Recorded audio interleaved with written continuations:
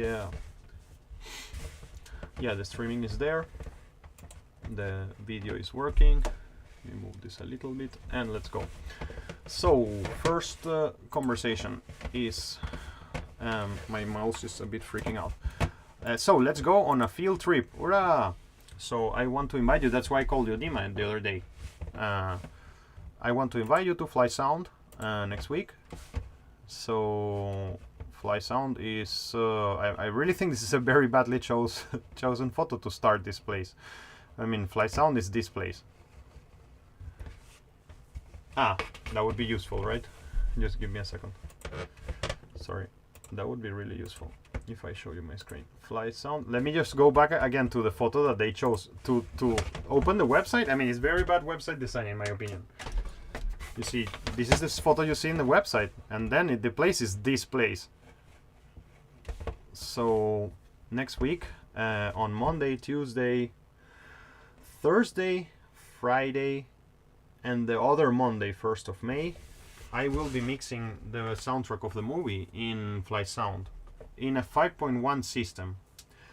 So I want to invite you to come to this session, and actually, I mean, if we can maybe make 2 meetings there, like that would be amazing. So you guys, I don't know if I'm gonna be exactly in that room. I don't know in which room I'm gonna be. There are several 5.1 rooms there, and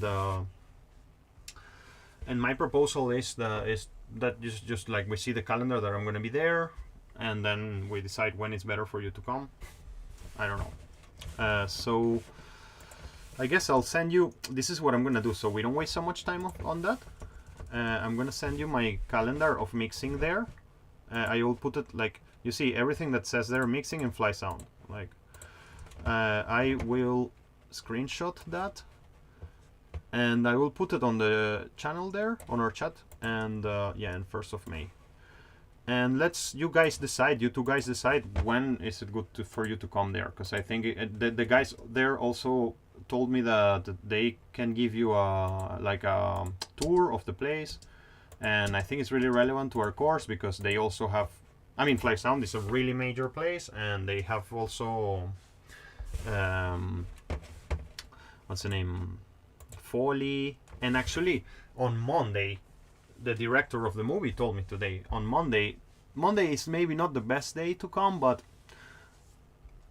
on Monday they are going to be recording the Foley for our movie. Not the Foley, I mean, it's a Foley session with the Foley artist. So they are using all these props and stuff, and it could be really cool to watch. Like, so whatever, it's like the same level as CineLab. It's more focused on cinema, but yeah, you get the point, right? See the calendar, decide together. It can be at the time of our lecture. This thing is in Budenha. It's actually, yeah, Budenha. Like if you have a bike, like I do, like a folding bike, from Metro Budenha to the place, you know where Vgik is. Have you ever been in Vgik? Yeah, it's like the building next to Vgik. Короче.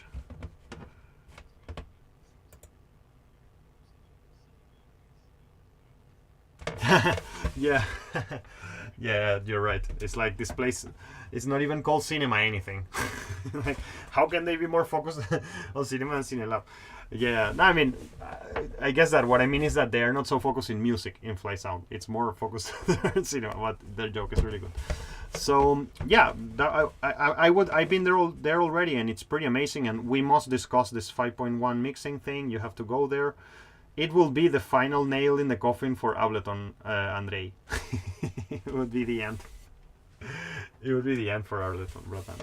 I promise you that. No, anyways, I'm kidding. But okay, let's go. That's. I'm waiting for you to write me that. Like, please, let's do it. The only way I can give you a lecture next week is if we meet there. That's the first point, and the second point is, it's important for our development that we do that. So we need to talk a lot there and to spend an hour and a half there discussing my mix and stuff. And I also want to show you the place, and the guys will give you a tour. So okay. So spoiler alert. It's all about the hair cells, you know. I'm kind of starting with that, like as a bit of a joke, you know, and giving like some sort of spoiler about something that I understood today that really blew my mind about mixing, and it really changed my perspective about mixing and audio in general. And so the presentation I finished for you guys, like I finished it literally, like the reason why I asked you some extra minutes was to complete this presentation. So I'm kind of gonna be reviewing it with you, and maybe there are some mistakes. As you know, lately I'm using like the books I'm using and ChatGPT in combination, so I kind of like ask ChatGPT to summarize this and then I curate it, but sometimes I make some mistakes. I'm really in the most extreme time of my career in terms of timings, and so I hope that everything goes well. I cross my fingers, but I'm really excited about this one and I'm really happy. So I started building it on kind of like Monday, something like that, and then I had to finish it today because of all the things I have to do, because I'm on the Pravki of the movie. So okay, I'm making a joke here that it's all about the hair cells, and the other spoiler alert is that they can't be repaired. So I was building a presentation, and I asked, like, tell me an interesting fact about the hair cells of the organ of Corti in the inner ear. One interesting fact about the hair cells of the organ of Corti in the inner ear is that they're not able to regenerate once they are damaged or lost, and that's exactly what tinnitus is. Like, this means that any hearing loss or damage in the hair cells is a permanent and irreversible. This is why it's important to protect our ears. Scientists are currently working on developing treatments that can regenerate hair cells. Please do. But this is still a topic of active research and has not been fully realized in clinical practice. Today we are going to talk, by the way, I forgot to hide this slide because I was not ready. Today we're going to have the final conversation I think we will have on theoretical nature about EQs. And it's going to be a different... Wait, why did it show this slide? I don't know. It's going to be a different angle of many of the things that we have discussed on EQs, and is the conversation that is bringing up to the table by Jason Corey and by Mike Sr. Yeah, and I really tell you that I'm going to tell you something that if you have never thought about this before, I hope is going to blow your mind. As usual, my presentations in this course start with all the things we have seen until now. The last time we got together, we discussed dynamic range, expanders. We got together a while ago, so that's why I think it's wise to just kind of refresh. Like, we discussed parallel compression, we discussed loop ahead and some more advanced compression conversations. We discussed like transient designers, and we discussed in general like how can you work with your MIDI environment to make compression better. But we decided we were joking that we will never use that, but we are wrong. I'm sure we will use that. And we displayed the conversation. I think we had a demonstration about how to use expanders on the overheads, and I'm telling you, it's giving me a lot of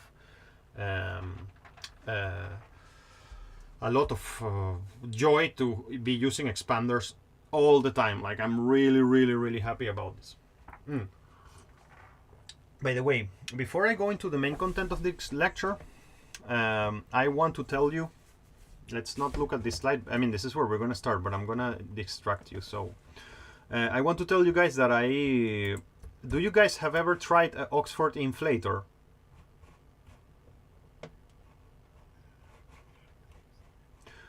What do you mean? Man, okay, before I start, I just want to tell you, like,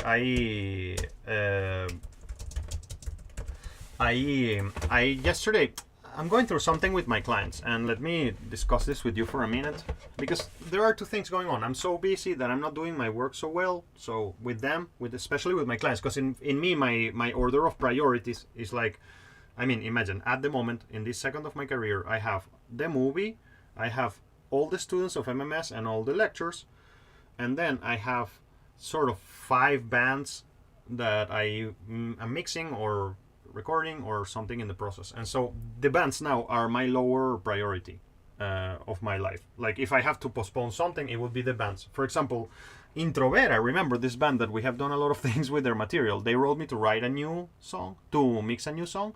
They sent me the multi-tracks 3 weeks ago, and 3 weeks ago I said, like, yeah, I'll start this weekend. And I had to call them like once a week, like, guys, I'm sorry, but I just cannot fit your you're projecting my schedule right now. Like, you're gonna have to wait 2 weeks or something. And so this means that I have been getting some troubles. Like some of them get angry because you haven't replied to them fast enough, and they want to wait. They want to release their song. So yeah, it's complicated, and they're already kind of attached to you in the project. And so there is this band called O0 that I think we have discussed some little things about them. And guys, look at what happened. Like it was so annoying. Like I think the mixes are okay. We did everything cool, in my opinion. We reached to the point when the guys gave me the approval to send the mixes to master. We sent the mixes to the mixes to Perfilev. Perfilev made the first masters of the song, and then came the time to make the second. I mean, the guys asked for a remastering, like a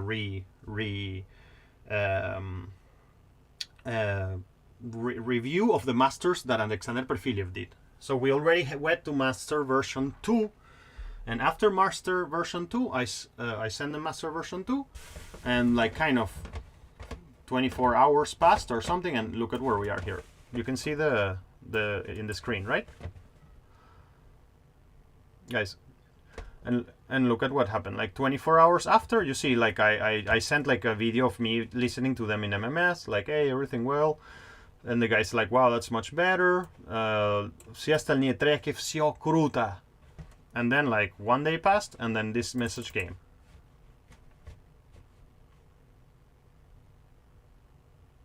Tell me when you finish reading it.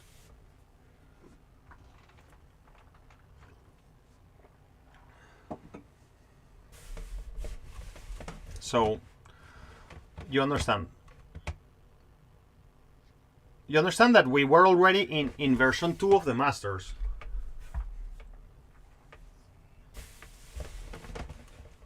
So the guy, you see, the guy have told me already, like I mean, like this is golden variant, this is so amazing. Like we did all the comments. Like look at the set of comments we did. Like you will see, like normal shit. Like it's okay, normal comments. And no, they owe me 14K. They still owe me a little bit. Sure. No. What I need. So I'm using all of this to help you also progress in your career. So look at what happened. I became really angry, and I was really pissed off. And well, I mean, I'm not showing the whole chat because of the privacy of them, and I don't wanna. It was all cool. It was nothing problematic. But then I called the singer, and I told him something like this: like, listen. Imagine that you go and you want to buy a Toyota Land Cruiser, and you go to the Toyota dealership and you say, can I get a black Toyota Land Cruiser? And then they go, they grab it, and you pay for the advance, and they go, they paint the Toyota Land Cruiser, they bring it to you, and then you say, they show you photos, everything, and then you say like, I didn't want it at black, sorry. And it's like, man, you already took the whole factory, everything was done, and after that you want to go back. So let's do this. Pay me my money, let's close this first etap, okay? After that, we can do something about your mixes and try to improve them. Let's just close etap 1, okay? And then we move on. Tonight, I will make a new mix for you with another alternative sposób, because I had some thoughts in my head, and these are the thoughts that I want to share with you. I will try the mixes in another sposób, you know. And then I wrote to Alexander Perfilev. Привет, Sasha, как дела? Listen, this is happening. The clients are saying me this. I want to discuss with you my mix boss. I told them this. Let's talk about my mix boss. And long story short, Perfilev told me, man, my mix boss right now, it's very simple. It's kind of Oxford Inflator, Shadow Hills Mastering Compressor Revision A, and an EQ, whatever EQ. The thing is that those 3 plugins are deep motherfuckers, and the reason why I'm making this parenthesis before I even start our lecture is to tell you, man, those 2 plugins are evil and insane, and you have to try to get them as soon as possible. The Oxford Inflator and the Shadow Hills Mastering Compressor version A. Right now, the Shadow Hills Mastering Compressor is for $29 on Plugin Alliance. It usually costs $300. I'm just telling you. And the Oxford Inflator, that's another story. The Oxford Inflator was given to me by my students as a gift, by my students of the DPO. And the plugin is incredible because it's a really unique approach to audio processing. Like I'm telling you guys, the reason, again, when I make this parenthesis, you cannot not have, especially Oxford Inflator, and especially you, Andriucha, like especially Andrei, because it's kind of like, it's a totally different approach to audio processing. It's and actually the fucking algorithm, I've been trying to research what the hell it's doing, and nobody tells you because it's a secret algorithm it's a really secretive algorithm that Oxford Plugins is putting out, and it's not a limiter, it's not a compressor, it's really like a mathematical analysis of the waveform and a loudness expander that doesn't changes the dynamic range of the song or whatever you're mixing. It's really amazing. So please put your focus on getting in your hands Oxford Inflator. And Shadow Hill's compressor is a monster of a compressor. It's really crazy and it has a lot of functions. It's really interesting. Anyways, go ahead. Okay. So great. Now, are you guys ready for going through this? Are you afraid that this is going to be boring because we're going to talk about EQs again, or are you excited about finding something new that you have never heard before about EQs? Yeah. Yeah. Yes. HDX? I have no idea. The one I have, let me see, what is that HDX? It just comes together with it. Wait. Do I need native or wait, HDX? Give me a second. Yeah. No, bro. HDX, you don't need it. HDX is like users running hardware accelerated Pro Tools systems. There are systems, like there are ways to run part of the processing of Pro Tools in a kind of like what Universal Audio is doing with its plugins. Like there is a version of Pro Tools that there is like some AAX DSP. It's something absolutely connected to studios like CineLab and things like that they have like hardware accelerated Pro Tools systems. Yeah. So you don't need it at all.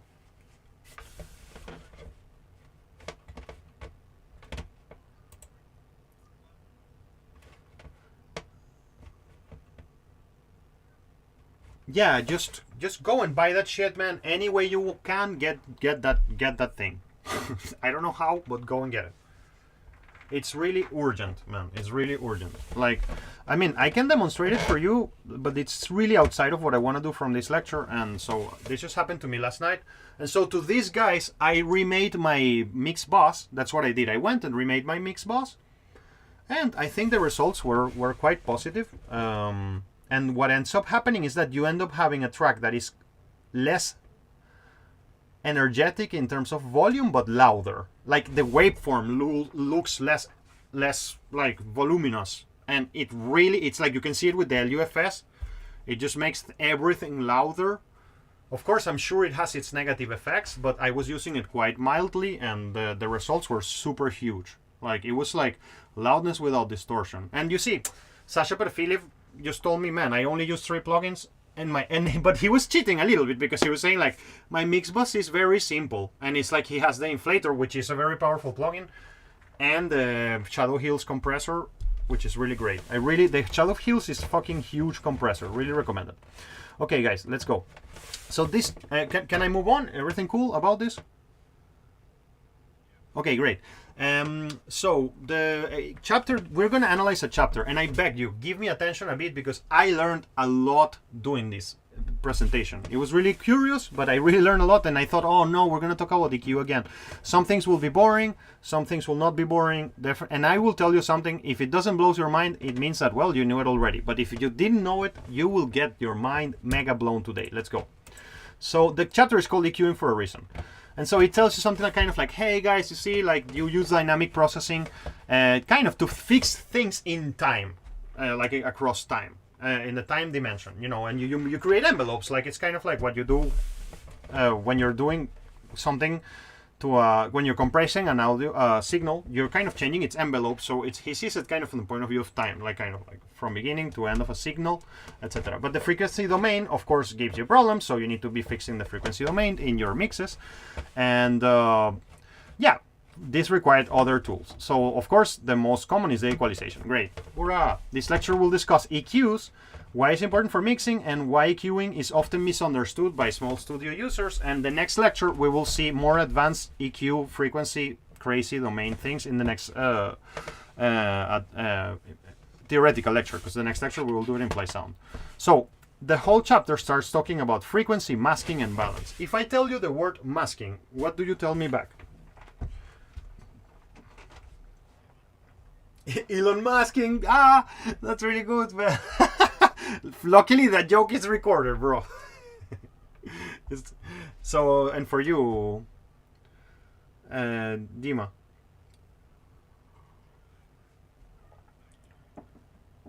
What is masking? I'm just saying. Can you tell me something about masking? When you hear the word masking, what comes to your head? To hide something. Okay, and in the context of audio?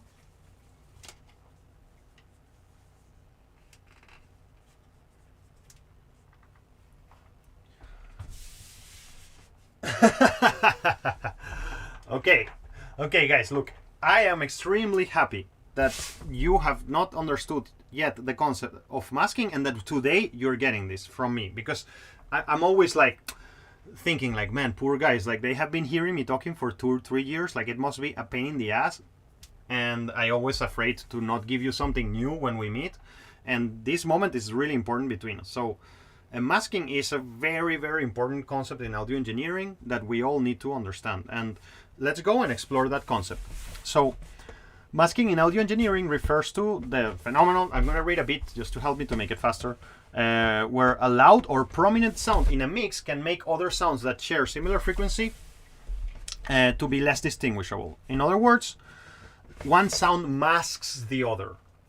Now, I'm not telling you that I'm going to blow your minds because I'm telling you that, because you're like, oh, come on, man, everybody knows guitars and vocals, they kind of like outshine each other. Now, the word you need to use is mask. In Russian, it's masking. I think it also exists in Russian like that, masking, like just like an Anglicism. So now, from now on, when you have a conflict of frequencies, you have to talk about masking. Now, what I didn't know was what's happening in our brains and in our ears where masking is happening, and then I will blow your mind with one thing after that. So this happens because the human auditory system has the limited capacity to distinguish sounds that happen at the same time and in the same frequency range. So everything you hear, it's different than how you hear it. I was so shocked about this today. Everything that you hear sounds differently than how you hear it. And the reason is because your auditory system, when it receives 2 pieces of information, maybe on the same frequency, separated by a bit of time, it gets confused about it. So that means that there is a difference between the sounds that are generated in the universe and what you hear. Which is pretty cool thought that I had never had until today so clearly. When 2 sounds overlap, the brain may perceive them as a single sound or prioritize one over the other. You see, it's fucked up. What's up, brain? Like, you're just like saying, no, well, that thing has like all this frequency coming to me, but I cannot process it all, so I'm gonna just mute all the other frequencies that are not this one. And this is happening to us every second of our lives, in every moment, whenever we're hearing things in our surrounding. Things get masked. And now, when you are equalizing, you are playing with that. But you will see, man, there's something so amazing. I hope it lands how it landed to me. So the brain may perceive that as a single sound, prioritize one over the other, depending on factors such as loudness, duration, and frequency content. So Leo is talking. There is a guy driving a tractor next to me when I'm talking. Both sounds arrive to you at the same time. One of them is obviously louder. That obviously doesn't mean that the second sound doesn't arrive to your ears. It's just that your ear is like, okay, I'm going to ignore this because I cannot process them both at the same time. So masking can be a significant challenge for sound engineering because it makes it hard to achieve clarity and separation between different elements. Like we are equalizing to deal with masking. So if a vocal is masked by a loud guitar riff in the same frequency range, it can be harder to understand the lyrics. So to address masking, we use EQs, compression sometimes, and balancing and panning. And we use frequency analyzers to kind of understand what we need to mask. So we need to do it carefully. And then if we do that, we can make sure that every element of the mix is hearable and that everything is cool. Now, I went and I started... Yeah.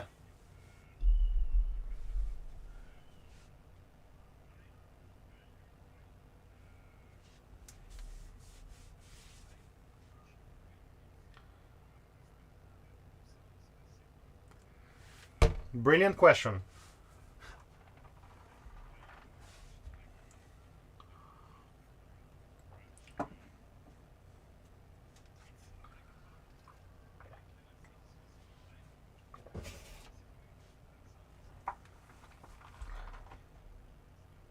The location. Yeah, that's one point, but you will see something else that I understood today. You're super right about that, and there is one more dimension to this. Let's go. Look, so masking happens because of a complex interplay between the sound waves that you're listening to and the way your inner ear works, and the processing capacities of the brain. So obviously the book tells you like, hey, if you understand these mechanisms, you can get a range of techniques that will help you to get a clear balance. Okay, great. Masking occurs because of the limitations of our audio system, and there are three mechanisms that produce masking in our head. One of them is frequency masking. So it happens when two sounds of similar frequency happen at the same time, and the brain perceives them as a single sound or prioritize one over them. Which is fucked up, man. Guys, do you see? Your brain is deceiving us all the time. I'm really angry about my brain today. I'm like, dude, like, you're changing the sounds around me. Like, what? Then there is temporal masking, and this is what you were saying, bro. Occurs when a loud sound causes temporary hearing loss or deafness in the ear. No, sorry, that's not the case. Making it difficult for the brain to process other sounds that occur at the same time. I mean, yeah, I guess that... no, this is just like whenever you have a little moment of hear loss, that it's temporary.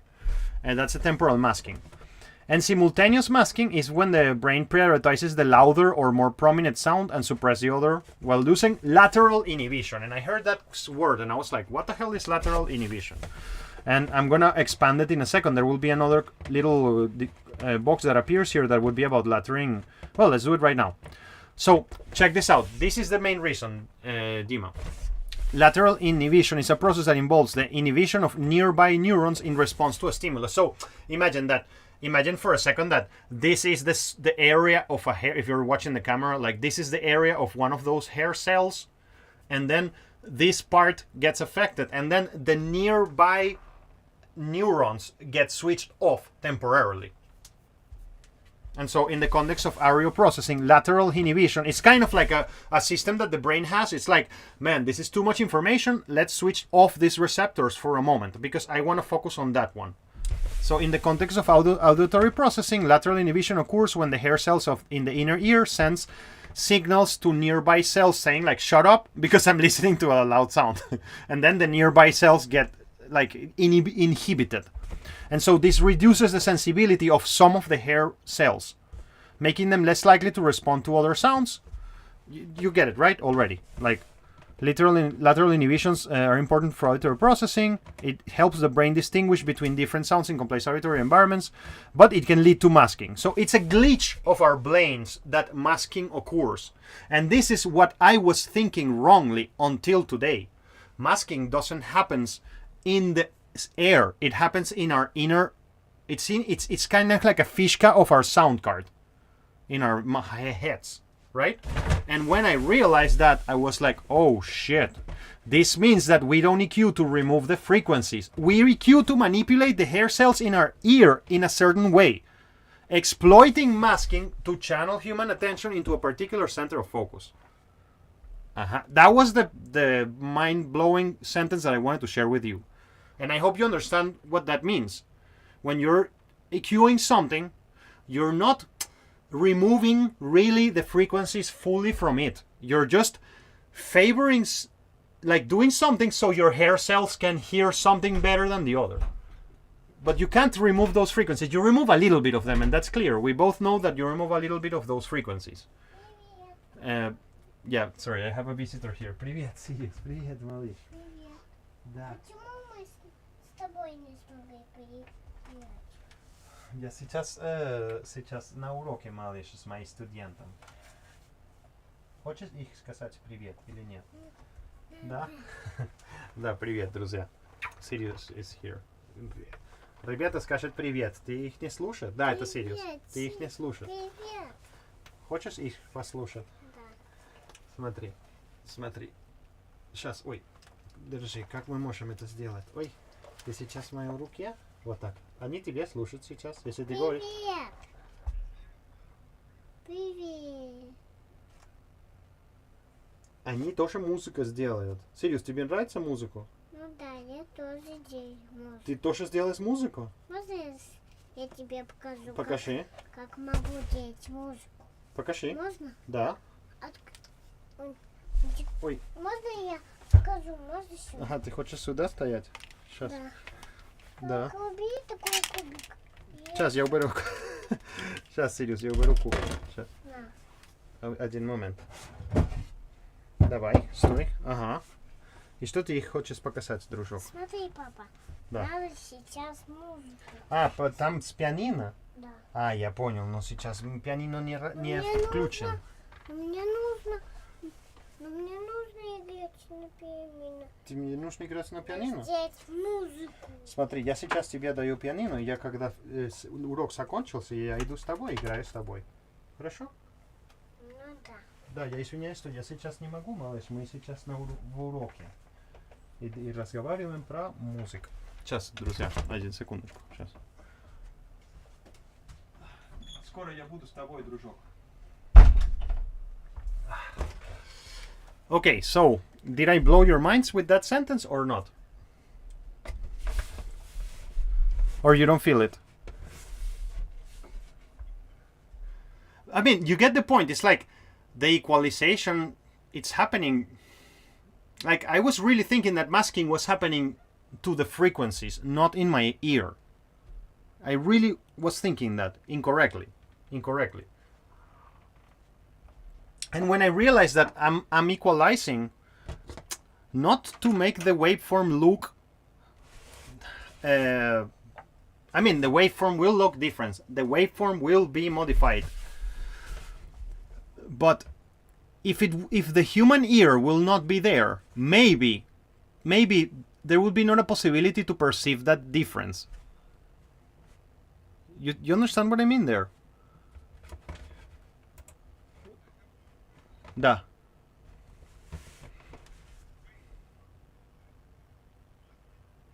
No. That's a great question you're putting there, bro, because you see, phasing is something that is happening physically to the waveform in the air. Masking is not happening in the air. It's happening in the hair cells.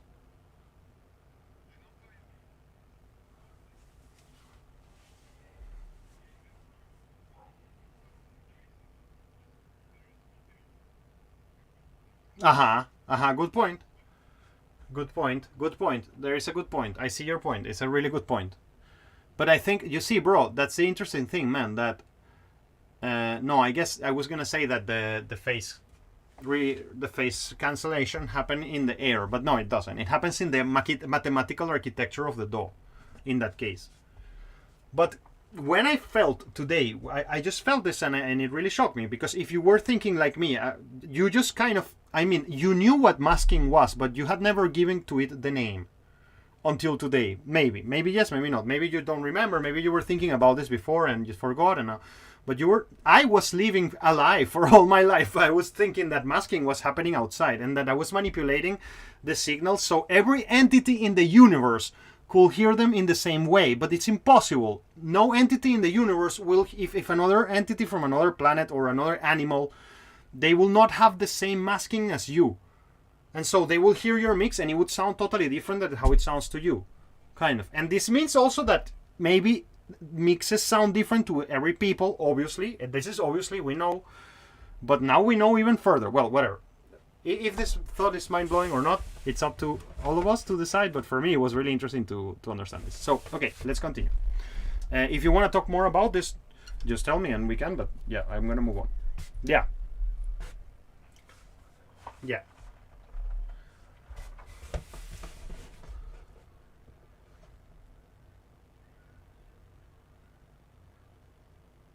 Yeah, of course.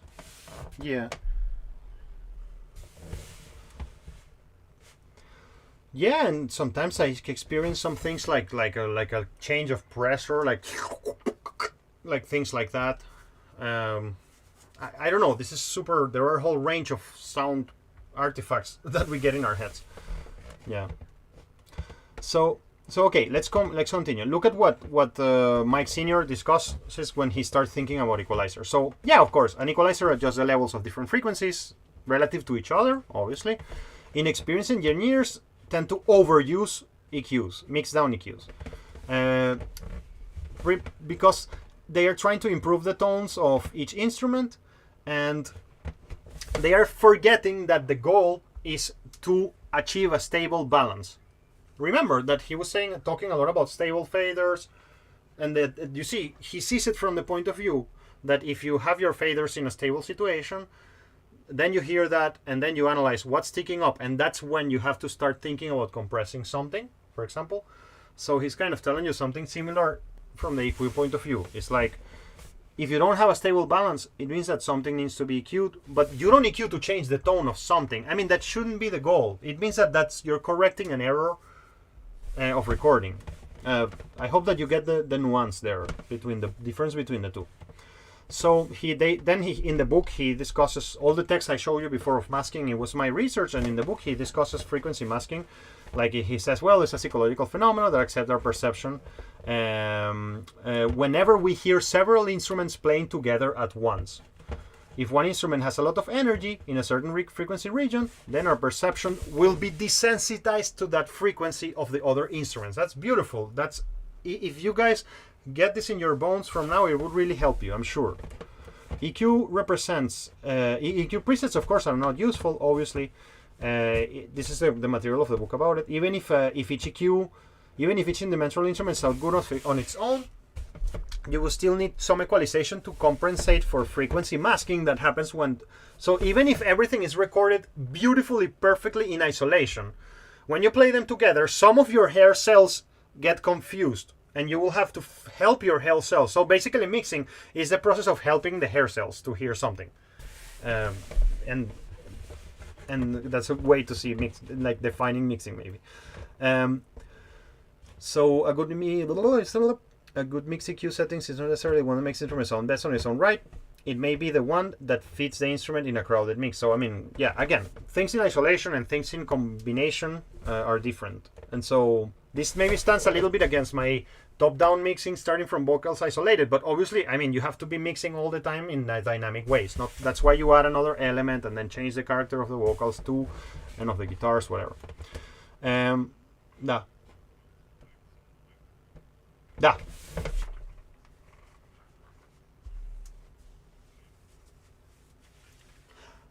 Good question.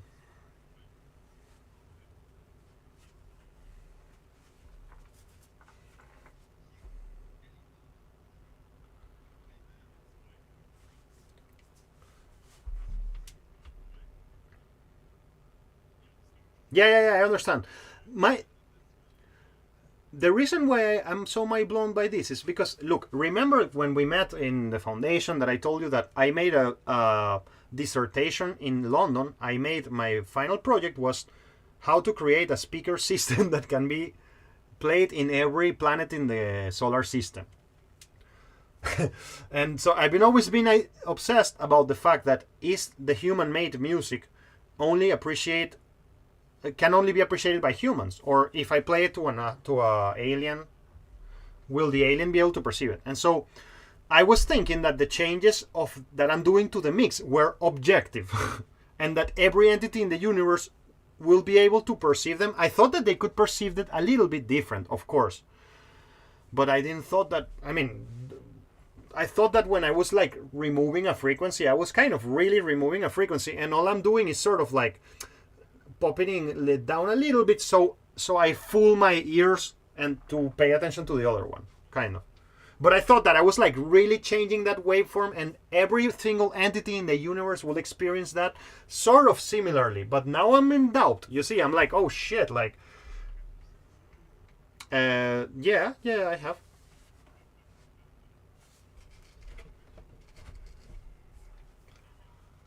Yeah. Yeah.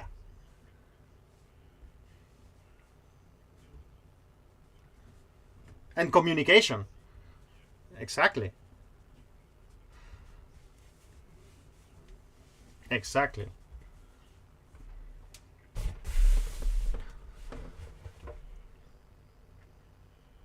Or I mean, or maybe they are mushrooms, you know. Like, I mean, and they talk in in pheromones, whatever, and we don't perceive it. So yeah, I mean, this was shocking to me because I now I felt like, oh shit, when I'm EQing, I'm just like kind of EQing. I'm fooling my ear cells, like that's like my hair cells. Sorry, that's what I'm doing, and that for me was shocking. And anyways, so. Ideally, the tone of each instrument should be optimized at the tracking stage. We discussed this a lot. And I mean, the reason why I think it's cool to see these things, you know my philosophy, is like, it's not the same. Leo told me that look, there is this other guy in the UK who on his own, he realized these things. And that's why I think there is a value in this kind of like meetings and talking about these books and stuff. So he's telling you the same. Of course, you need to optimize to record everything to EQ everything at the tracking stage. If something ends up being not so cool, well, then maybe it's not ready to be mixed. Fuck, man, that's such an important sentence. You see, maybe it's better to, and that's a good argument in favor of rendering tracks before you mix them. I'm talking about individual tracks. You see what I mean? Like, maybe it's better to say, you see, but fuck, man, I'm gonna take that sentence very seriously. Like, imagine that you are going to apply an EQ to something to correct it, to make it better. Then maybe it's better to render it, and once it's rendered, you're ready to mix that. It's kind of like as if you recorded it again. I hope that you see what I mean there. I think it's an interesting thought, because I've been lately thinking a lot about how can I optimize my process and obtain better results, and one of the conclusions I have reached is that I need to bounce tracks. So I don't have like 24 guitar tracks, but I have like one stereo track, and that's all. And then I'm ready to start mixing. I don't see it like that until maybe now. So anyways, you see, like soloing alone, it's kind of like, okay, but masking will fuck everything you're soloing. So then he goes like, hey, let's discuss some basic EQ tools and techniques. So begin by muting all channels and rebuild the mix in order of importance. So well, I mean, he's kind of discussing you there, like how to mix from the top down in a way. So just start opening things in order of importance. And now it's the kind of like a bit of a meditation on how can I EQ. So listen carefully to each of the tracks that you start adding. You know, you have like drums alone, then you add bass alone, or whatever you want to do. And then as you add any track, that's the important thing. It's not like I heard everything at the same time and I reached this conclusion. It's more like I started listening things in a progression, and then I added the next one and the next one. So you can start experiencing the masking as it happens, little by little. Can I find the fader level for the new track that allows me to hear all of its frequency regions as clearly as I want to? So open drums, then open bass, and then see, okay, I want to be able to hear all the frequencies of the bass. Is there a fader level that I put it there, and everything becomes stable, and I can still hear all the frequencies of the bass? Is the new instrument leaving the perceived frequency balance of more important tracks untouched? So is really, when I add a new instrument, am I fucking up the spectral balance of the other instruments when I do that? And Dima, here I can tell you exactly why I'm so mind-blown. You see, I thought that the masking was happening in the audio files. And so I was thinking, I am changing the audio files so everybody in the universe can perceive them as the same. And no, I'm just like doing some hair cell tricks. Basically, that's what mixing is. It's fucked up, man. It's all a lie. It's all an illusion. It's all hair cell tricks. That's why I jokingly started the lesson saying, like, it's all about the hair cells, you know. So anyways, Many tracks that only if you have to answer both questions, like короче, sorry, I got a new distraction, that's why I get a bit distracted. Да, дружок. У меня посылка. Друзья, смотри, мой сын меня только дал PlayStation 1. Serious. Они очень рад, что ты это мне дал. Это очень крутой, спасибо. Я это могу использовать для сделать музыку, Стас. Можешь, папа, включите? Ай, я не знаю. Я когда мой урок закончился, я смотрю, если у нас есть... Ты знаешь, я думаю, что мы можем это включить с проектором. Я могу так управлять мультиком? Нет. Я думаю, нет. Но я сейчас серьезно не могу. Ну тут же переключается пульт. Когда мой урок закончился, я тебе обещаю, я закрою всего мою работу, и я иду с тобой, и мы будем это смотреть вместе. А Хорошо? можно я с тобой буду? Сейчас я... Окей, ты можешь здесь со мной и попробуем. Окей, друзья, sorry. So, in short, you get the point. I mean, I'm just going to look at this thing. Can I perceive both the full frequency range? Yes, no. If your question, and this guy is telling us a lot, this repetitive message, which is he doesn't want you to use an EQ for use an EQ or to use a compressor for use a compressor. He's just telling you try to avoid using those things. And so you ask a first question. Can I put this at a certain volume that it doesn't damage the spectral balance of something else? Yes. Ah, okay, great. That volume exists. Okay, cool. I put it in I put this thing in the mix, and now I hear everything clearly, and I am not damaging other elements with this, and I can hear everything great. Yes. Okay, then don't use an EQ. Like, that's really cool that it all starts like this. I really like this. Many tracks only require a high-pass filtering, you know, to remove whatever, or like rumble, it's there. And you should have been doing this already by the balance stage. And if the answer is no, then maybe use an EQ. So, by the way, another game changer thing for me, and I tell you, I was not thinking like this. And dude, you know what happens to me a lot? And I tell you this as your older friend who is kind of like sharing lectures with you, because I really don't like to call myself a professor or a teacher or something. I'm just like older friend who is helping you in this journey to enter to your careers. But you know what? I'm telling you, trust in your basic instincts that you have from the beginning of your career. Mom, Just a second. study, yes? It's okay, my love. He's not bothering me. I'm just in the middle of a lecture and yeah. Mom, study, yes? Just close the door. Yeah, sorry. Excuse me, guys. Just family moments here, and it's sometimes a bit hard to focus, but everything is okay. So, let me tell you what I'm trying to say. Can you? I mean, I'm asking this just so I can understand how much you have understood of what I'm trying to say in this second. What was the last thing I said? Exactly. And the reason why I told you this is because you know what has happened to me a lot in my career, that I developed some instincts before I studied anything, before I went to London, before the things I made on my own, you know, that I learned alone, and then I see myself a lot coming back full circle to those initial first instinctual decisions that I made. You see what I mean? Let me tell you an example. I was using shelves a lot at the beginning of my career. I was just like going and using the shelves, the shelf EQs. And one time Anton Kondakov, the founder of DTH, the actual founder of DTH, with Ilya, he came to me and he looked at me and looked at me using shelves. And he was like, man, why you use shelves? Like, you should use a very small, narrow band. You're lazy. That's lazy work. And I was like, oh my God, I'm lazy. This was like in 2015. I was like, oh my God, I'm lazy. Like, wow, whatever. And then I started using very narrow EQs. And I maybe even told you that in our lectures before. And then I come here and I find this book. And the guy's like, hey, you know what you should do? You should start by shelves. You know. And I was like, fuck, man, like I was doing this like 15 years ago. So I was telling you, from my vantage point as an older bro who is working a bit longer years than you, I tell you, trust your instincts that you developed before you arrive into my life, even like into the life of Moscow Music School. I mean, like, trust those instincts, because most likely you had a lot of good ideas in your head, and don't throw them away for at all. So okay, when he starts talking about EQs, he's like, well, okay, look, an equalizer gives you a whole bunch of options. It's like a buffet of options, and you have different filter types that you can use. The first decision when using an equalizer in which filter or type you're going to use. So a good filter type to start is a shelving filter.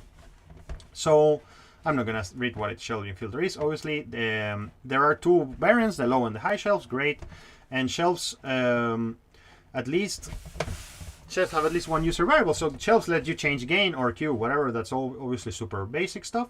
And then the cutoff frequency, right? And so he tells you some suggestion on how to use shelves. So, hey guys, if you want to get your mixing game up a little bit, just think about the recommendations that this book is giving you. They are not coming from whatever, from some cereal box or something. These guys have been working in the UK for years. So maybe next time when you start mixing something, try that. Just try to use shelves as your first point of EQ.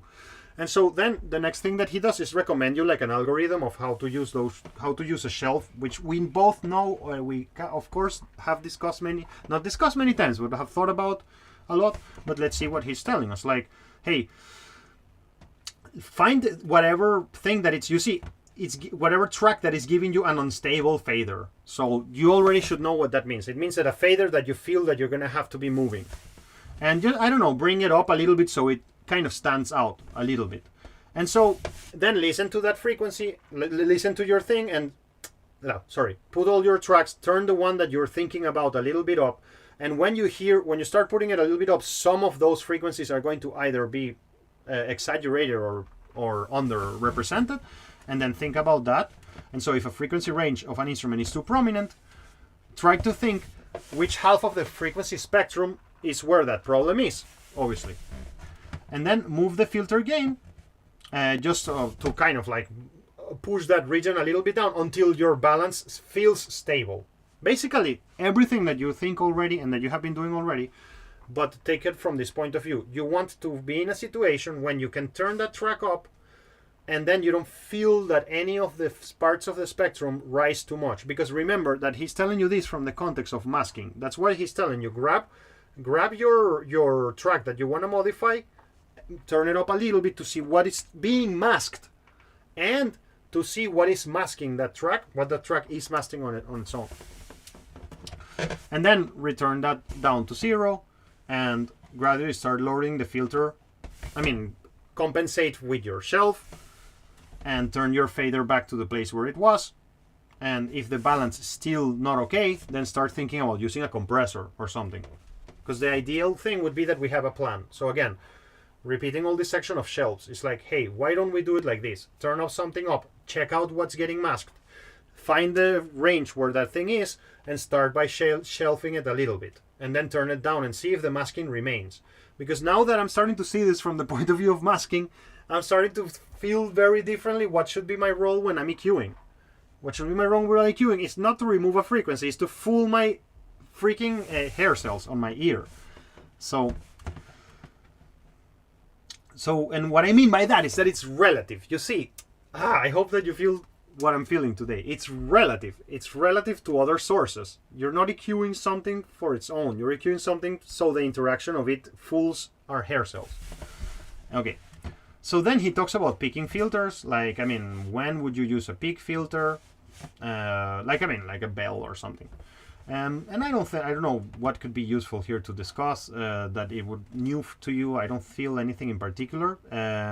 Let me think. There is something that I remember I read that I was like, that's really important. And allows access to really important gain frequencies. That's okay. The balance frequencies using a peak filter. Yeah, he's telling you kind of like a recommendation on. Remember also that I make these presentations for the future too. Like, I don't know who will be the future audience of this presentation. So I like to leave this basic stuff there. And maybe somebody could find it useful. Switch on the peaking filter, adjust the gain. Yeah, nothing. Deactivate and reactivate. Nothing that you guys haven't thought about. Recommend to keep the bandwidth as wide as possible. Yeah. Well, that's important. Just like, hey, keep the bandwidth as wide as you can. And that's another thing that Anton Kondakov told me. You see, Anton Kondakov was coming from the school of live sound. And in the school of live sound, you do a lot of those microscopic notch and cutting because you're trying to deal with the feedback or with resonances in the hall. But I was doing both shelves and very large bells, and I was always getting this criticism. And now I don't feel that it's correct. Like, I recommend to keep the bandwidth as wide as possible to avoid undesirable side effects, unless there is a specific problem that needs to be addressed. So then he talks about these narrow cuts. You know, it's like, how should we think about these narrow cuts and what can we do? So one of the reasons why you would use a peak is because to make a narrow cut, of course, and this can be used to target some specific frequencies. These are very common when you're recording some drums and you have resonances of all the elements of the drum kit and also of the room where it was recorded. You can put these peaks very precisely in a certain frequency and pull it down without affecting the overall tone of the drum, so that's really positive. Of course, it's really useful. You can boost, let me read this, boosting heavily with the narrowest possible peaking filter, and then hunting for exact frequencies of that. Yeah, he's telling you like, hey, how do you find those resonant problem places? Well, you can do like a filter sweep, or you can use a visualizer, obviously. That's nothing new for us. Notching or very sharp cuts can be useful for bass parts where this is really cool, where the fundamental frequencies are not even, or also when they get sometimes, like when you record real bass through bass amps, like the hum of the bass gets summed with the actual bass, and so these are good moments to make a cut on a very sharp notch. But basically he's kind of trying to tell you, avoid doing these very narrow cuts and these very narrow notches. A single frequency, even a narrow one, pay attention to this sentence, can damage your balance.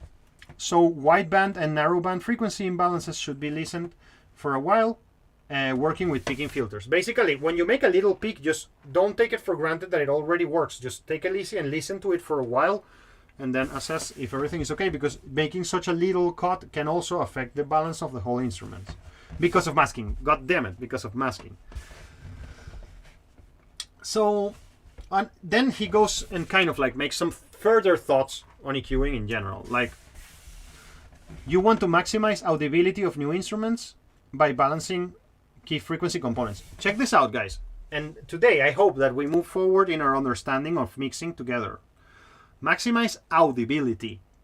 He's not telling you, like, you see, if you see sound as a phenomenon that will be perceived for something more than a human, which I do, and that's maybe why I'm freaking out today, then you understand that you're mixing for humans, basically. You're not mixing to make the waveform better or worse. You're mixing for humans. So you want to maximize the audibility of each one of the elements. Check if the new track masks in the spectral aspect of previously added tracks. We discussed this above. Like when you're mixing, you're thinking about, when I add element B, how it's conflicting with frequency elements of element A. Direct attention to important parts and listen for undesirable changes while muting or unmuting the new addition. So yeah, just mute and unmute. If the arrangement is complex, use piecemeal approach to assess masking. This one I really don't know what the hell is there. This is one of those errors that I told you that may come in the lecture. So I'm gonna delete it because I don't understand it. Like, this is what I mentioned initially, but so far it's been kind of okay, I hope. Listeners' expectations of instruments play a role in decision making, obviously. You need to, and by the way, this is really important, and this is brutally important, and this is triply important. In order for you to really understand if masking is happening, you need to change the perspective. So you need to have, I don't think that it's optional that we have two types of mixing headphones or two types of speakers, obviously. In order for you to understand really if masking is happening, you need to change the monitoring system, because you don't know if the problem is the monitoring system or your ears. And yeah, check for masking all the time. This is useful little segment on the chapter. How are we doing, guys? Are we okay? Are we fine? Great. So this is another moment on the chapter, which is just discussing like, hey, what about low-end content? Like, what should we do with low-end content? And so, well, of course, bass is harder to mix than other things because of all the reasons that we know. So this is really important, and I'm so happy that this came out there. And I learned this in Budapest, really. and please take this into your system and put it in your head. I'm sure maybe you already have it. Many people believe that all important EQ adjustments for bass instruments are at the low end, and this is a common misconception. Adding top end to the bass can also help them to be identified. We discussed this in the past, but we have a doubling of this information by Senor Mike. Adding top end can be uncomfortable for the listener when the bass is played in isolation, but it's necessary to ensure that it cuts through the dance of the track. Let me actually put that as the same part of this thing here. Boom. Okay, great. The upper spectrum of bass instruments is a good area to define them, as it can help. It's the same thing. Sorry. So let me just put this here. Pop. Better to put it like that. So you go through much better. Add small speakers. This is important as well. Like, I mean, when you're mixing bass things, you boost the high end, not only for the reasons of masking and making sure that they appear, but also so they can sound good in small speaker systems. And the creep dross and bats needs to be fitted together. He's mentioning this, like, in general, I'm kind of like, I used to do this and I stopped doing it. I mean, I used to have like a kick bass bus. Like in the past, I used to do this a lot and I stopped. I used to have like, and I mean, even after parallel compression, some sort of like place where both kick and bass sum together. He's suggesting us to do it as well. If the bass and kick drum are... Because I wanted to simplify my mixes. And I wanted to simplify my routing. And that's kind of why I stopped. And actually, I used to compress kick and bass. Like, imagine doing in the parallel compression of the kick, to do parallel compression of kick and bass in one bus. Like, I used to do this for many years. But then I saw Andrew Schwepp's template, and I just said, okay, I'm gonna take Andrew Schwepp's template like as one. And Andrew Schwepp's doesn't do that. He kind of like does parallel compression to kick, snare, toms, and he does then a full parallel compression of the drum kit complete. And that's his parallel compression section. You see, like, parallel kick, parallel snare, parallel toms, parallel everything. And then he blends that together. Like, and then I thought, like, okay, I'm going to stop. I'm going to take the Andrew Schwepp's way. And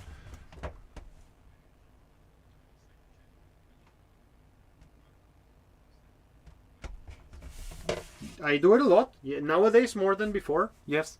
Yes, yes. So...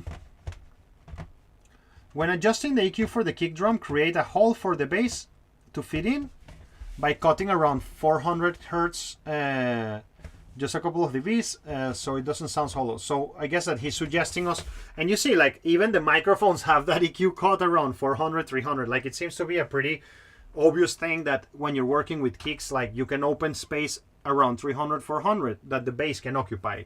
That's a really cool comment, you know. And I'm telling you, and again, I'm emphasizing this by saying, when you look at the Telefunken M52 mic that we have in DTH, you see it has that kick cut, and it's exactly that. It's like even built into the microphone. Adjusting the pitches of the kick drum and bass instrument can solve a lot of subsonic issues. So I mean, if your bass, Andre knows this better than everybody else, if your kick sub bass is not in line with your bass, you're gonna have issues, obviously. And so maybe sometimes you don't need to EQ something, you just need to change the pitch of one of the elements. The kick drum has its own pitch, just like the bass instrument, and it becomes more pronounced with drum machines. That's great. So what's a 1,000-year-old question that has troubled philosophers across the years? So just try to guess, what am I gonna say next?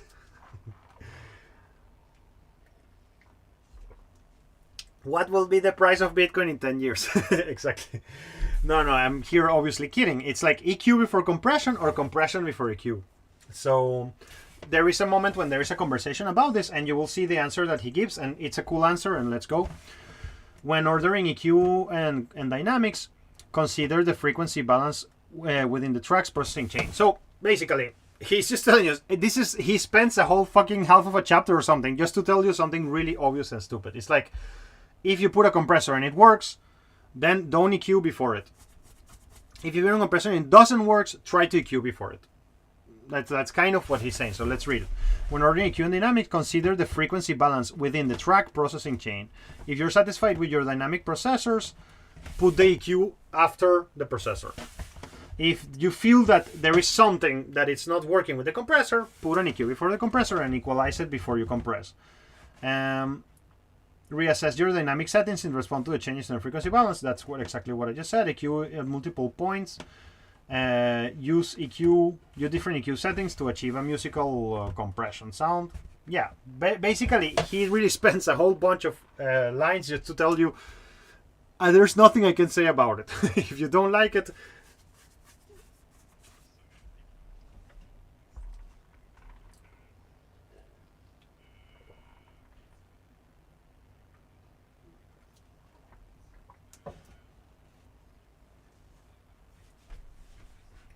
yeah, good point.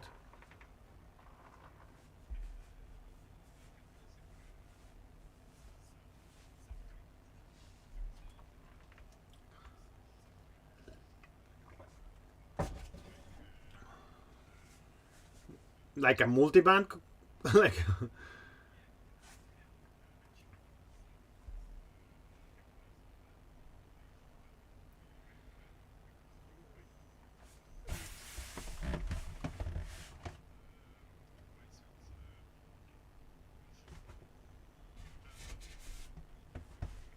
yeah, exactly. Yeah.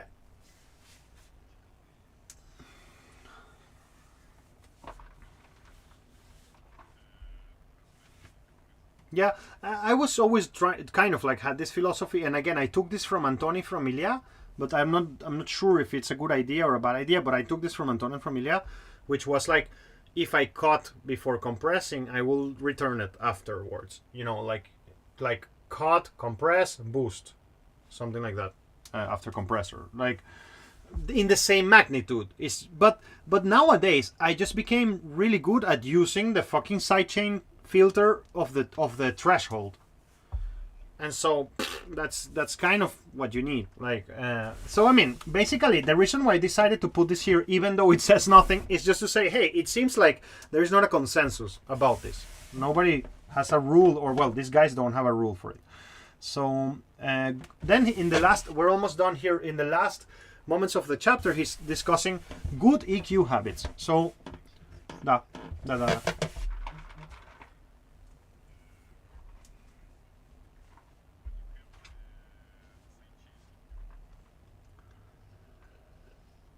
Hmm? Yeah. The sidechain filter before the threshold, you mean? Yeah. Yeah. No, but it will not affect the signal, right? It would just affect the threshold. Yeah. I'm talking about the filter before the threshold. Like, yeah. And that's really useful. Like, so you compress only, so the compression starts only when in the area that you're interested crosses the threshold. And that's...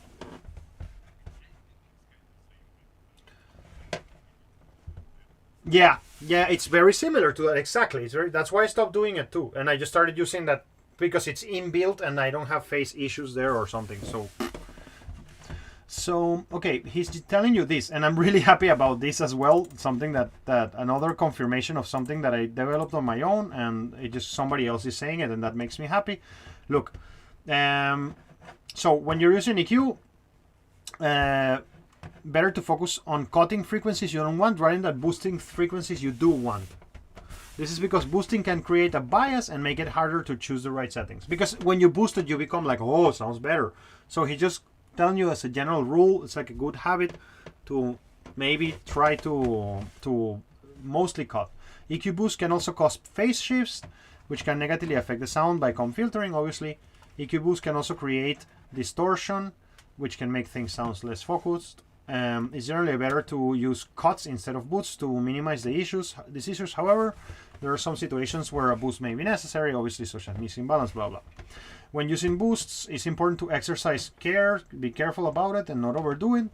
And wide bandwidths and minimal gain are recommended to avoid degradation of the sound. That's important comment there. You know, when you're gonna boost, don't boost so narrow and don't boost so much. I mean, that's basically a recommendation to not degrade the sound. Then he talks about linear EQs, linear phase EQs, and if you have seen the Pro Q3, which I imagine you have seen it, if you open the Pro Q3 and you see down there, we have discussed it recently in our course, I think, together in some of the demonstrations. Down here, you see there is 0 latency, and then there is an option which is like a linear phase, and then there is another option. Do you know what I mean? So I always wanted to understand exactly what that means, and let me show you. So linear phase EQs maintain the phase relationship of audio signals while applying equalization. So it's a type of EQ that doesn't work with phase correlations, by the way. But supposedly it should give you better phase relationships when you put everything together. But it's not, unfortunately, it's not the best thing in the world either. You will see why. I have 2 slides here. One came from the research I was doing together with GPT, Google, and other things, and the other one about linear phase EQs. And the other one is like what the book says. So let's go through both of them 1 second. So linear phase EQs maintain the phase relationship of audio signals while EQing. Great. And there is something called the standard EQs, change the phase and response of a signal, and this creates phase distortion, cancellations, and conflictory. So your standard EQs are called minimum phase. That's the name how they are called. Linear phase EQ, they are doing a big work to try to keep the phase relationships together, and they delay some frequencies relationship to the other, but not all of them. You see, so I was wrong. It's not like they don't use phase cancellations. Sorry, they kind of like are more localized, I think. That's how I think it's working.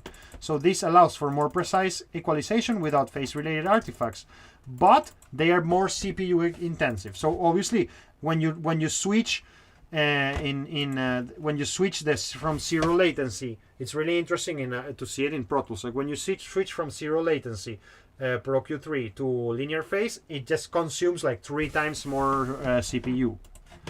And linear phase EQs can introduce artifacts which can maybe make them unsuitable for some situations. Basically, they will not always produce a good result. So that's why they're not your default state. What the book says about it. And yeah, you see, like it's a type of equalizer that doesn't alter the phase of a progress signal at all. That's what the book says. I don't know. These are conflicting opinions. It provides more predictable control in situations where there is potential for phase cancellation. This can help to apply, for example, what he's kind of telling you there is like, don't put it in all the channels, but maybe if you have a lead part that you need to EQ that is very special, like you can use it like as a special EQ processing there. Normal minimum phase EQs can make the process sounds less solid. So you're saying that maybe the linear phase EQs can be a bit more I don't know, round or fatter. But this doesn't fix all the problems because there are some artifacts that can come from it. You need to be careful when you use them. Look out for resonant filters ringing because linear phase designs, basically, you can have like a ringing on other resonant frequencies when you use them. That's kind of what I was trying to tell. Like, I mean, that you boost 200, but maybe 500 starts getting boosted too. What? Yep.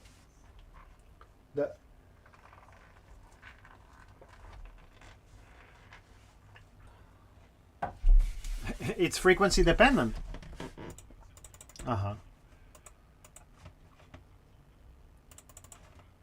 Cool. Where this is done? I just have never done it. Do you know here? Well, I'll research it later. Yeah. So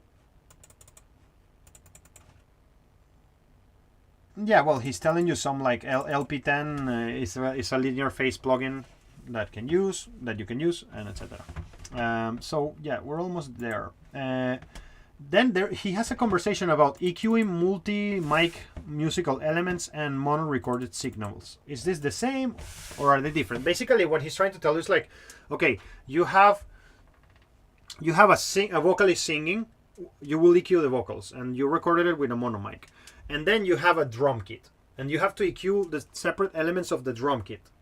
How should you approach to that task? Or maybe you have a whole band recorded in a room, and you should EQ that. Is there like differences in how you should approach to those tasks? And this is the final question that the chapter asks. So when you sorry, I got serious here. Нет, я почти готов. Почти наконец. Можно я с тобой пока побуду? Пожалуйста, здесь ты можешь быть, да, ты меня не мешаешь. Я пока готов, почти готов. Спасибо, друзья. One of the last questions that he asks is something kind of like, okay, how can you deal with this problem? And obviously, when you have like snare, overhead, rooms together, and you're EQing, this can produce phase relationships between elements. And well, we know this already a lot. For recordings where all mics, the eyes capture the same instruments, maybe it's better, and this makes sense, to kind of EQ things in groups. So like we do already, it's supporting things that we do already, like making snare groups. Like maybe that's when you're, because you see, if you add like EQ1, EQ2, EQ3, EQ4, like you start adding more phase correlation problems, right? Than if you make like maybe a kick boss and EQ kick 1 and kick 2 together. You see what I mean? If I got a bit distracted, it's because of my son being here with me. Sorry, but what I'm trying to say exactly is like you and I and Andrei and all of us, we EQ in the following way. We have like, let's say we make a group, kick group. Сейчас, дружок, секундочку. Если можешь быть тихо, будет классно. Ты можешь здесь быть, но будете тихо, хорошо? Все в порядке. So, I recap all my things. You have a whole drum kit, and you have two options. You see, you go and EQ like kick 1, kick 2, and kick 3 mics. Like you have kick in, kick out, and kick bottom, or whatever. Or you can you have two options. Or you EQ each one of the elements individually, or you create a kick group and EQ the kick group. He's suggesting you that could be a good option because you don't add more equalizers, and those create more phase problems. Yeah? You see my point? We do this already, but sometimes I wonder what is best if I have like two elements that form a kick. Like, should I go and EQ them on their own?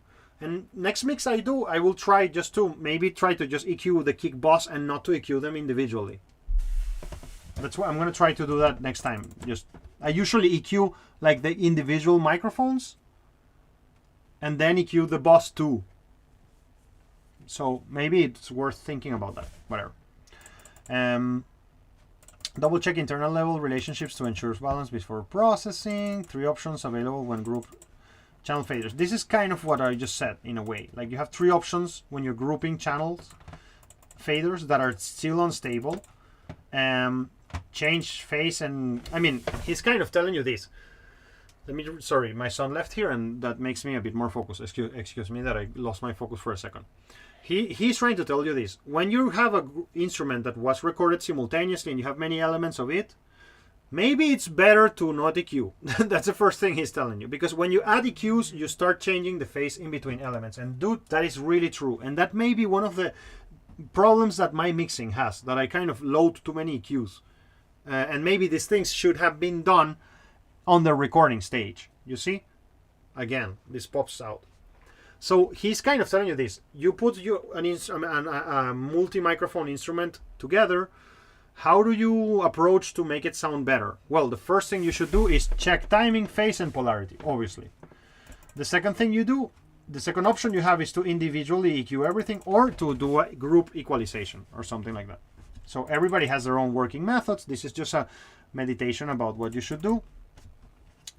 Now, when you think about multi-track ensembles, you need to think a little bit different. And I agree with that. Of course, when you have a live band and you're trying to mix a live band, there are EQ things that you have to do to the whole multi-track because the bass was too loud or whatever. So obviously this requires a special mentality.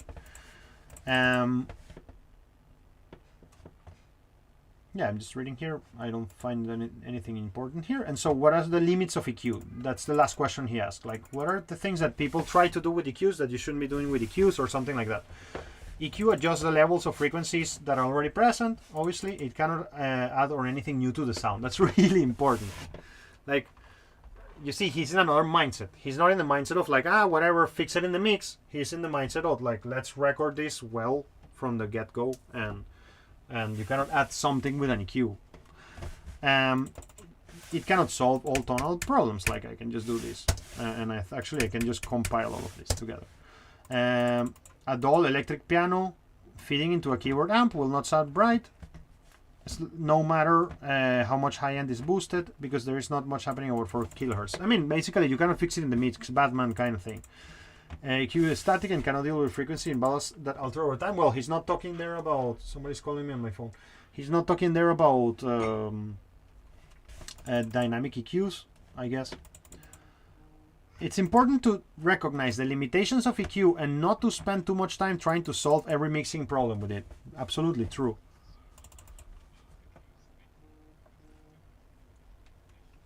Yeah, I think that this is an old point, and I don't agree with this point. Like, to be honest, like, and that's why I said that he's not considering their dynamic EQs or something. More advanced processing may be needed. Yeah, so basically, not everything can be fixed with EQs. Spending more than 5 minutes equalizing a track, EQ is probably not the whole solution to the problems. Good advice. Like, I mean, and it's good to think like that. And then comes the conclusions of the whole thing. So the main purpose of equalization and mixing is to address frequency domain problems with mixing balance. Add an instruments into balance in order of importance to deal with frequency masking. Remember, we said at the beginning a recommendation on how to EQ. Put everything in order of importance, mute everything, and start adding the next element and see what character is disappearing when you do something. Obviously, when you EQ something, you need to do it in the context of the mix, not in solo mode, because you will not get anywhere far with that. He suggests, we didn't discuss this in the episode, but in this lecture, but he suggests like, hey, don't use graphic EQs. That's pretty obvious. When you're mixing, graphic EQs is more like a live tool. Better to cut than to boost. He's mentioning that. Limit boost to 1 EQ band. Keep gain below 6 dBs. That's a very particular point in the chapter. And use wide bandwidth if boosting is impossible to avoid. Remain sensitive to wide bandwidth and narrow bandwidth frequency balancing issues. So I mean, be careful with using too narrow bands. Just bypass everything to make sure that it's better. Switch process track in and out of the mix while listening of unacceptable masking of other more important sounds. Apply further EQ cuts at conflicting frequency if necessary. So, I mean, just remove tracks and analyze what masking is happening all the time, and then EQ based on those decisions. EQ may alter tone and balance of sound unpredictably when equalizing multi-mic microphones due to phase relationship changes. So when you're mixing things that were recorded with multi-mic systems or whatever, or setups, always don't forget that you will make phase issues. Sorry, you will generate phase.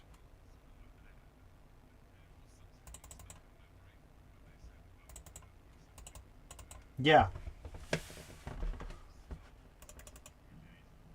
Aha. I see. Thanks. This is about the pre-dynamics EQs. May improve musicality of dynamics plugins if they're doing the job. I mean, what we discussed about pre-EQ, pre-compressor, post-compressor. When equalizing for subjective improvement, try out 2 different equalizers and build experience to determine which models sound which types of sound. Obviously, be sure not to think something sounds better just because boosts are making it louder. So that's obviously, don't fall for the loudness chimera. So, okay, look guys, one last thing here. I want you to know that we have ahead 15 blocks of 1.5 hours. I really want us, I mean, we have ahead 15 more lectures, you know, like I call them blocks of 1.5 hours because some of those meetings will happen in the studios, like next week, etc. All I want you to know is that that's how I see our course. It's like I was given 38 blocks Let me tell you exactly what's the number. 38 blocks. No, yeah, 38 blocks of 1.5 hours with you. And I always keep. I'm telling you this because I canceled some things, and we sometimes lose track, and we come back, and we. I'm just telling you the way I see it is like I have to honor all these hours to you with very interesting conversations, exams, invitations to places, and blah blah blah. In the next 15 lectures, I wish we do kind of 3 things. 1, to finish the book of Mike Senior. I think that you cannot graduate from university without having a very good theoretical discussion of all these topics, and that's what we're doing together. I also want us to make a little bit of a thinking about sound for movies and TV, and I know I'm a little bit behind with that, but I'm trying to understand how to do this properly. I think that going to Fly Sound next week is going to start giving us an idea of how to approach to this question, because we need a little bit of help. Ideally, you guys should make a 5.1 mix. Like, that's what would be amazing. Like, that would be the best experience I can give you in a post-production course of this level. And when we started the course, I didn't even know what Fly Sound was. And now I know, and now we are going to even go there. And then we're going to meet the head engineer together, and he's going to give you a tour. And I think that's going to also open us up more ideas on how to do this in a cool way. So the course feels really like a good post-production course. Like we discussed all the theoretical elements of mixing in a boring and deep way, because we need to do that once in our careers. And then we start thinking in the next 15 lectures about TV and audio post-production. But this also depends on the development of the program, because I'm trying to convince the school to make a big subject next year about TV and movie audio with somebody who is as expert in the field. That's why I'm a little bit in standby about this. And for the moment, I'm completing the book of Mike Senior, having these discussions with you, and I will always be looking like, okay, most likely we will have like 10 lectures ahead when I finish the book of Mike Senior. And then we will dedicate that to thinking about creating sound for movies, TVs, and media, and stuff like that. But I'm sort of like making those decisions on the go, because I'm not an expert, and I'm about to get to know a lot of those experts, and they can help me maybe. So, yeah.